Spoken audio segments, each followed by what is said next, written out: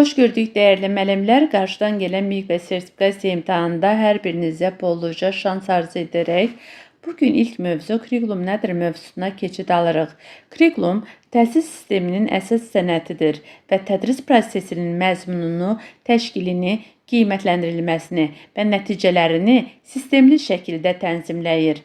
Onun əsas məqsədi şagirdlərin bilik, bacarıq və kompetensiyalarını, yəni səriştələrini inkişaf etdirmək, onların sosial, intellektual və emosional inkişafını təmin etməkdir. Yəni, bir sözlə, bacarıqlı şagirdlər yetişdirməkdir məqsəd. Kurikulumun əsas komponentləri nələrdir? 1. Məqsəd yönümlülük. Təhsil prosesinin məqsədlərini və gözlənilən nəticələrini müəyyən edir. Nümunə olaraq, riyaziyyat dərsində məqsəd riyazi biliklərin gündəlik həyatda tətbiqini öyrənməkdir. 2. Məzmunun formalaşdırılması. Təqdim olunan mövzular aktual, faydalı və müasir dövrün tələblərinə uyğun olmalıdır. Nümunə olaraq, biologiyada ətraf mühit və genetik texnologiyalar mövzuları məhz elə müasir dövrün tələblərinə uyğun olan mövzular sayılır. 3. Tədris metodları.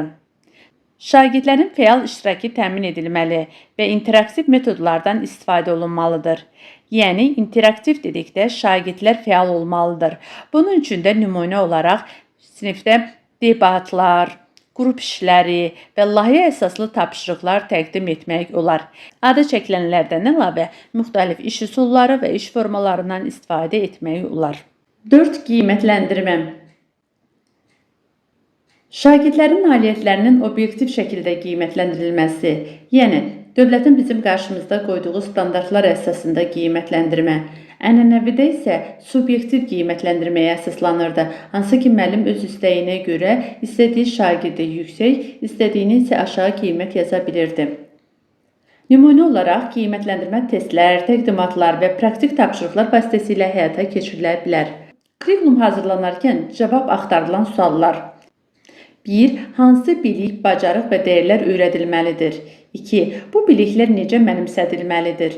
3. Öyrənmə prosesi necə maraqlı və effektiv ola bilər? 4. Qiymətləndirmə necə şəffaf və obyektiv olmalıdır? Kurikulumun keyfiyyət göstəriciləri nələrdir? Aktuallığı. Mövzular müasir dövrün tələblərinə uyğun olmalıdır. Yəni, bu dövrdə, bu zamanda istifadə olunan bacarığa çevirə biləcəkləri biliklər təqdim edilməlidir şagirdə. Nümunə olaraq, proqramlaşdırma və rəqəmsal texnologiyalardan istifadə şagirdlər üçün uyğun sayılır. 2. Praktiki uyğunluq. Yəni, nəzəri biliklərin praktik həyatda tətbiqi. Buna uyğun olaraq, nümunə desək, ailə büdcəsinin planlaşdırılması və endirimlərin hesablanması məhz şagirdlər bu bacarıqları əldə etməyi öyrənməlidirlər ki, həyatda da istifadə edə bilsinlər. Daha sonra effektivlik. Şagirdlərə praktik bilik və bacarıqlar təqdim olunur. Nümunə olaraq, layihə əsaslı təhsil və tədqiqat işləri. Yəni, şagirdlər öyrəndiklərinin bir nəticəsini versinlər. Sadəcə əzbərləməklə kifayətlənməsin. Onu həyatda tətbiq edə bilsinlər. Davamlılıq. Öyrənməyi öyrətmə və həyat boyu təhsilə təşviq etmə. Yəni, onlara təhsildə gedən yenilikləri hər zaman izləməyi aşılamaq lazımdır. Nümunə olaraq, ekoloji mövzular və davamlı inkişaf prinsipləri buna uyğun gəlir. UNESCO-nun keyfiyyətli kurikulum meyarları. Bunu kurikulumun prinsipləri ilə uyğunlaşdıraraq təqdim edirəm. 1. Aydın məqsədlər. Şagirdlərin dərsin və ya ilin sonunda əldə etməli olduğu nəticələrin əvvəlcədən müəyyən edilməsi nəzərdə tutulur ki, bu da kurikulumun prinsiplərindən nəticə yönümlülük prinsipi ilə uyğun gəlir.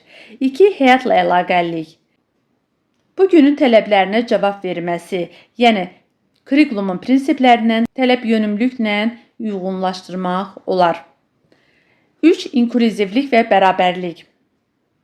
Yəni, Ədalətli və inklüziv olması nəzərdə tutulur təhsilin ki, bu da şəxsiyyət yönümlülük prinsipi ilə uyğunlaşdırılmış olur. Müəllimlər, qeyd edim ki, UNESCO-nun meyarları əsasında məhz kurikulum prinsipləri yaradılmışdır. 4 şagird yönümlülük, bu da adı üstündə şagird yönümlülük prinsipi ilə eynidir. 5 milli və qlobal dəyərlərin təşviqi. Bu isə şagirdlərin bugünkü və gələcək həyatları, təcrübələri, arzu və istəklərinə uyğunluğu nəzərdə tutulur. Yəni, elə inteqrativlik, əlaqələndirmə prinsipi nəzərdə tutulur. 6. Qiymətləndirmə və monitoring. Bu isə ardıcıl və əlaqəli olması nəzərdə tutulur ki, qiymətləndirmənin məsələ qiymətləndirmə prinsipi ilə uyğunlaşdırmaq olar. 7. Davamlı inkişaf. Şagirdlərin yaşadıkları ölkənin tarixini və mədəniyyətini nəzərə almaq nəzərdə tutulur ki, bu da məhz tələb yönümlülük prinsipi ilə uyğunlaşdırılır. 8. İnnovasiya və texnologiyaların tətbiqi. Yəni, açıq və çevik olması nəzərdə tutulur, hansı ki, təhsildə gedən inkişafı izləmək və daim onları öyrənməkdən gedir söhbət. Bu da məhz kurikulumun prinsiplərindən inteqrativlik və şagird yönümlülük prinsipi bir yerdə əlaqələndirilmiş olur. Milli kurikulumun əsas prinsipləri. 1. Şagird yönümlülük. Şagirdlərin fərdi xüsusiyyətləri, maraqları nəzərə alınır. 2. Şəxsiyyət yönümlülük. Şəxsiyyətin sosial və fərdi emosional inkişafı təmin edilir.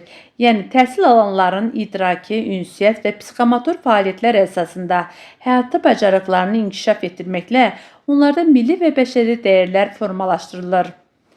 3. Nəticə yönümlülük. Təhsil konkret nəticələrə yönəlir. Yəni, təhsil alanların əldə edəcəyi bilik və bacarıq əvvəlcədən müəyyən edilir.